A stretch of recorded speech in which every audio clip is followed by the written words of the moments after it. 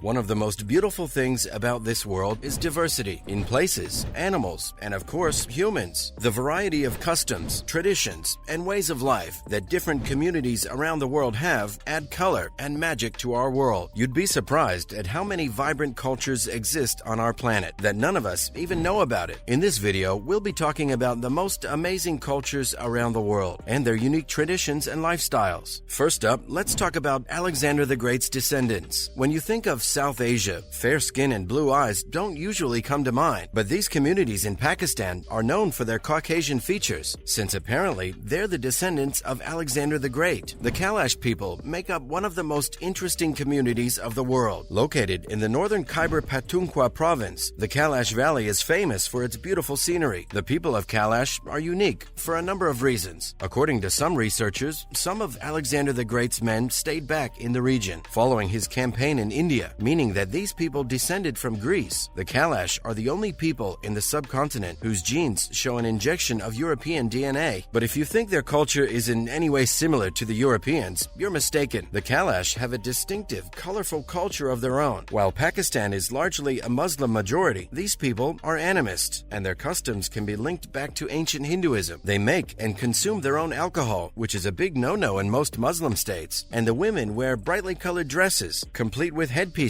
and classic Kalash embroidery. Their culture is on full display during one of their 3 big festivals. At each festival, the people of Kalash dress up, dance, and drink while praying for protection of their animals and a successful harvest. The valley during their festivals is a must-see destination, so book your trip now. Next up, no man's land. In today's male-dominated society, it's hard to imagine a female-centric culture. Well, good news for all the feminists. Many communities around the world have a matriarchal setup. Women rule all. This village in Kenya takes it one step further. Surrounded by a thorny fence, Umoja is a village in the grasslands of Samburu in northern Kenya. Here you'll see goats grazing, children playing, women dressed in beautiful patterns making jewelry. A typical village scene in Samburu. Except for one thing, no man is allowed here. The village of Umoja was established by survivors of sexual abuse as a safe haven for them and their kids. Most of the women that live here are survivors of sexual or domestic violence, child marriage, or female genital mutilation, all of which are highly prevalent in the region. These women run the economy through livestock farming and selling jewelry to tourists. They are responsible for inspiring land equality all across Kenya. It's amazing to see these women take charge, rising against a society that oppresses them. The residents of Umoja wear brightly colored shirts, patterned skirts, and a kanga, a colorful wrap tied around their shoulders. They wear beautiful necklaces made of string and beads. Their bright attires contrast against the arid Samburu region and are representative of the joy they find in their unique lifestyle. More power to you, ladies. Moving on, the community that offers red Fanta to God. If you make a trip to Thailand, you might witness a bizarre thing: red Fanta bottles sitting in front of idols of deities. Wondering what's that about? Do the gods just prefer chilled soft drinks in the warm climate of Thailand? Allow us to explain. Traditional Thai culture and religion are highly influenced by Hinduism and the subcontinent. For thousands of years, people made offerings and sacrifices to demonic gods. These included animal sacrifices, blood sacrifices, and even human sacrifices. These offerings were made to keep the spirits happy so that they didn't interfere with human life and bestow their blessings instead of their wrath on people. With the advent of modernity and human-animal rights and laws, such practices were banned and each region turned to alternatives. Indians most commonly offer confectionery and foods such as coconuts to their gods. In Thailand, they came up with a creative solution. Modern Thai people began using red Fanta as an offering to their gods because its color is so close to blood. In fact, Thailand is one of the largest consumers of red Fanta today, and most of it goes to the gods. In fact, it's frowned upon for a Thai person to drink this beverage, and they're made fun of for showing demonic symptoms. Of course, this is only one aspect of Thai culture. The nation is known for its delicious cuisine, vibrant clothing, and other unique customs. But naturally, a soft drink for a god stands out. And now, whiskey isn't the only fun thing in Scotland. What's the first thing that comes to mind when you think of Scotland? Haggis? Kilts? A stiff drink? Scottish people are known for their strong accents, their bagpipes, and a rich culture. Up in their lush hills, Scots take great pride in their traditions, and we don't blame them because they're incredibly interesting. Firstly, what's up with the kilts? They may seem out of place to us, but for Scottish people, they're markers of their clans. Each clan has its own tartan color and design, and they're very proud of it. Wearing the wrong tartan is basically social suicide. suicide. Being given your first kilt for boys or a dress or sash for girls is a rite of passage for every young Scot. The kilts are a must at every formal social occasion and most events and parties throughout the year. The Scottish love a party, so the kilt is worn quite regularly. Speaking of parties, don't try to overdrink a Scotsman. The hangover might just kill you. Scotland has a bunch of fascinating traditions. Our favorite is Hogmanay, which means the last day of the year. Yes, we're talking about New Year's Eve. It's a tradition to clean every inch of the house on this day to start the new year fresh. When the clock strikes midnight, partygoers everywhere link arms and sing Auld Lang Syne before beginning the first footing process. This means being the first person to enter another household. You're supposed to bring a small gift, such as whiskey, fruit bread, coal, or salt. The first footer is welcomed with whiskey, of course, and is meant to set the tone for the rest of the year. We'll say this, the Scots do know how to party. Next, learn feminism from this community in Vietnam. Many people in the modern world think that feminism is a purely Western concept. The West is the pioneer of women's rights, and lesser developed nations in the East are incredibly oppressive to women. Well, this idea couldn't be more wrong. In fact, we could learn a thing or two about equality from this community in Vietnam. The Black Hmong is a minority ethnic group who live in northern Vietnam. Some members of this group are also located in some villages around Sapa town, like Lao Chai, Cat Cat Village, and Supan. What's interesting about this ethnic group? Their highly feminist values. These people believe in absolute gender equality, which is reflected in their customs and traditions. Most Black Hmong families have both men and women as breadwinners, and on equal footing in the household. The women rely on embroidery skills to provide for their families, while the men master agricultural skills, such as livestock farming and cultivating crops. These people also have a very unique belief system. Many places in a Black Hmong house are reserved for worship. There's a place for the ancestors, the house spirit, the door spirit, and even the kitchen spirit. The home itself is sacred in this community. It's truly rewarding to learn about these cultures, and Black Hmong culture is fascinating. Finally, the headhunters of India. Northeast India, although a highly marginalized region of the country, is home to some of the world's most fascinating tribes and cultures. One of the most intriguing are the headhunters of Nagaland. And no, these people don't look for jobs for you. One of the largest tribes of Nagaland, the Konyak tribe, is known for its ferocity and valor. The Konyaks took pride in severing the heads of their rivals to hang as trophies in their morungs, or their traditional community houses. Even until the late 1960s, headhunting was a common practice in Nagaland. The Konyaks believed that a man's passage to manhood wouldn't be complete until he brought back a severed head to the village. So they used to fight fiercely during tribal conflicts and brought back decorations for the morungs. With each kill, they got a tattoo on their faces and chests, which is more badass than any of these modern-day rappers covered in ink. The ritual of tattoos symbolized the pride and bravery of Konyaks, and they believed that if someone didn't have a tattoo, they wouldn't get a good afterlife. However, with the changing times, this practice of headhunting is becoming obsolete. Now the Konyaks are no longer headhunters, but they're still as fierce and courageous as ever. That's a wrap for this video. Which of these cultures did you find the most fascinating? Let us know in the comments below. Make sure to give this video a thumbs up and subscribe to our channel for more videos like this. See you in the next one.